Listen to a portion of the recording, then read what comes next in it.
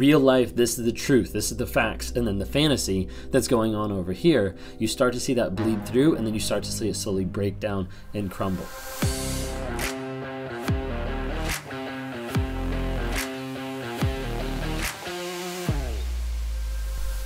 Narcissists construct false realities. You see, a narcissist doesn't want to admit who they actually are. We know that through their constant lying, through their constant manipulation of the facts, of gaslighting, of trying to keep you in the dark of what's actually true, what's actually real. But narcissists are obsessed with creating a false image, with creating a false reality, with creating something that is not true at all, but they're trying to convince you that it is true. So when they create these false realities, a lot of times people start getting really confused of how they're lying so much about so many things, about so little things, and so such big things. Like every single thing that comes out is just lie after lie after lie after lie. Well, for a person to live that way, for a person to live in a way that they don't match up to what they're saying, so like they're constantly knowing like the truth and the lies, they have to be able to separate that. They have to be able to distinguish between the lies and the truth. Well, if a narcissist can get to the place where they, in one sense, like gaslight themselves to believe the lies as truth, there's less things to have to battle inside the brain of, am I actually being congruent with the things that I'm saying or the things that I'm doing? So as a result, you have two separate sides.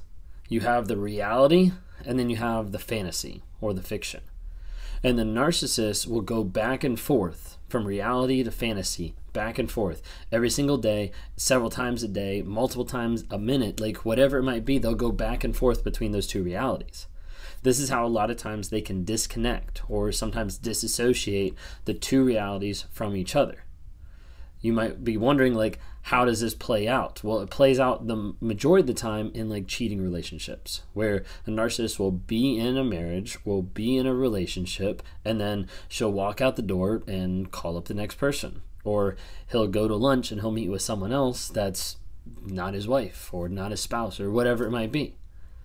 And you'll see that disconnect happen time and time again. And for a lot of people, it like messes with their minds of like, how in the world is this even possible? Like, how in the world could they do this type of thing or lie just about everything?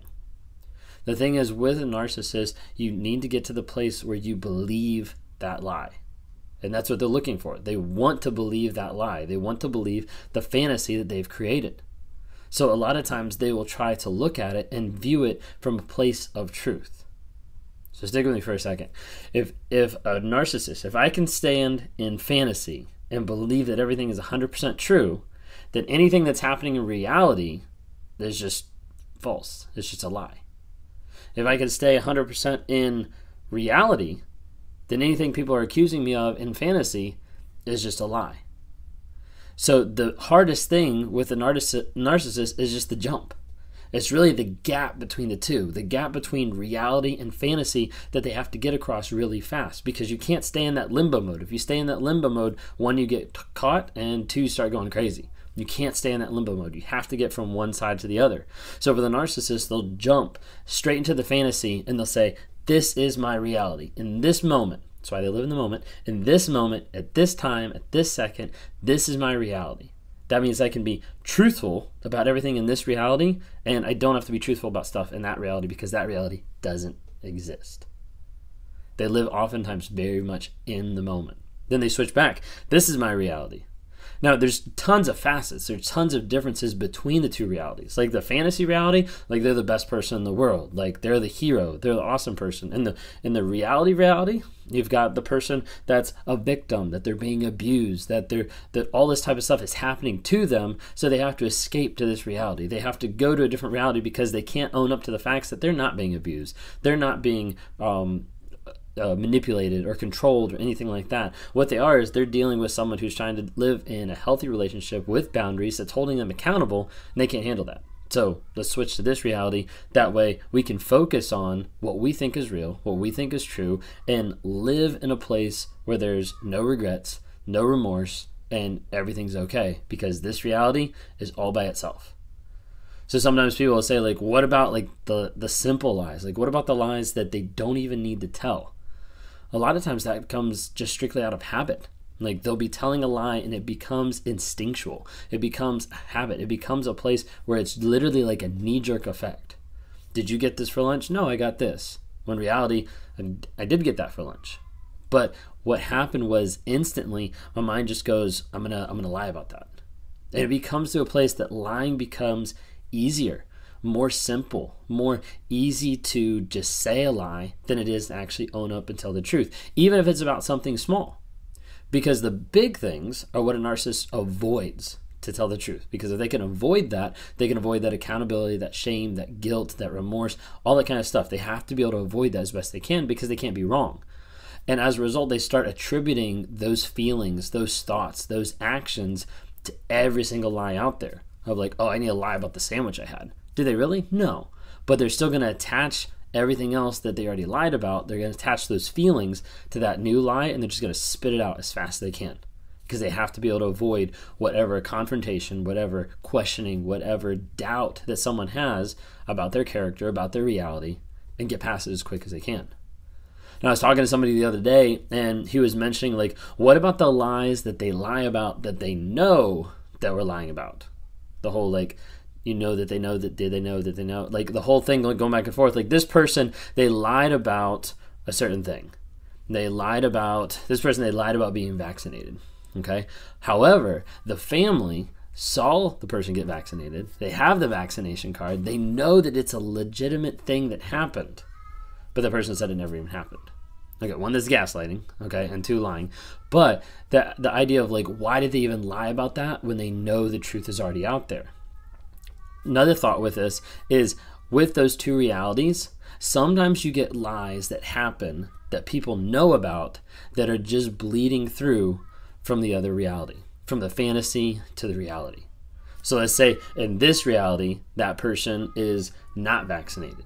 And in this reality, that person is vaccinated, whether it's for work or whatever. But how they portray that is two different ways.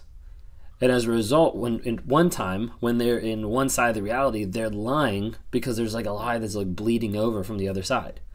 Because when the person goes back and forth from their fiction and fantasy to their reality and truth, it gets to the place over a period of time where it starts to get confusing.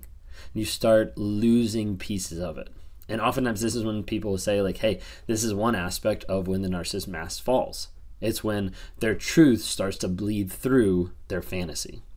When their fiction can no longer pull everything together, when their fiction can no longer be concrete, you start to see the lies and everything that start to bleed out, and then you start to see truth.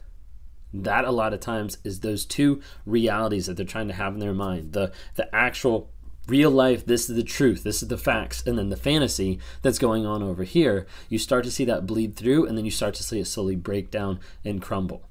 This is when you start to see people call out the narcissist or say like, hey, like I thought you were actually doing this, or like, why did you lie about this? This is what happened. And then you start to see them pause. You start to see them stutter. You start to see them try to figure out, how do I get out of this? Well, let me concoct a new lie. Let me say something else. Let me say I'm going to be honest and only give partial truths. Let me continue to move the conversation best I can to be able to get back to one of those realities. But typically, when those start crumbling, when the lines between the two, when the jump between the two becomes less and less smooth, you'll start to see those realities crumble faster and faster and faster. And it'll spiral into more and more abuse that happens in a relationship.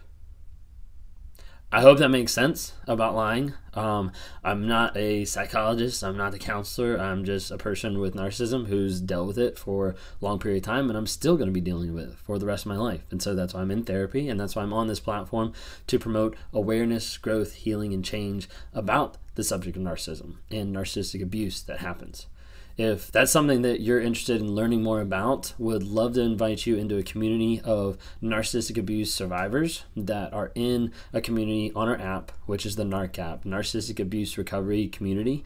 And those people are on there helping to encourage each other, helping to track their progress and growth, helping to track their no contact with their narcissist, and also like going through courses of what is narcissism, like learning about it, learning about the facts, the feelings, and the fable that you're struggling with, and how to be able to tell a new story to be able to get yourself into healing and growth even faster at times. It's a great community. There's a lot of people that have signed up just this month, since it's new out this month. As of the first of the month, there's over 800 people that have signed up. So it's a really awesome place to be able to get encouragement and grow.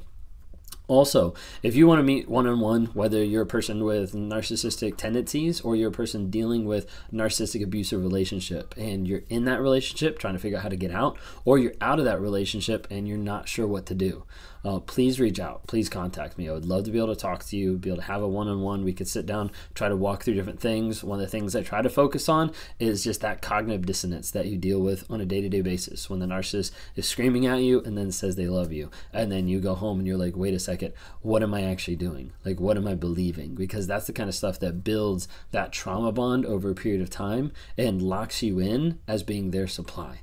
So please be careful. Please be careful with the narcissist. Get out of that relationship if you can. Go no contact if you're in that abusive relationship. If you want to talk more, would love to talk to you. Reach out. Follow on any of the social media, TikTok, Instagram, and Facebook, or listen on the podcast, Apple Podcasts or Spotify. Thanks so much.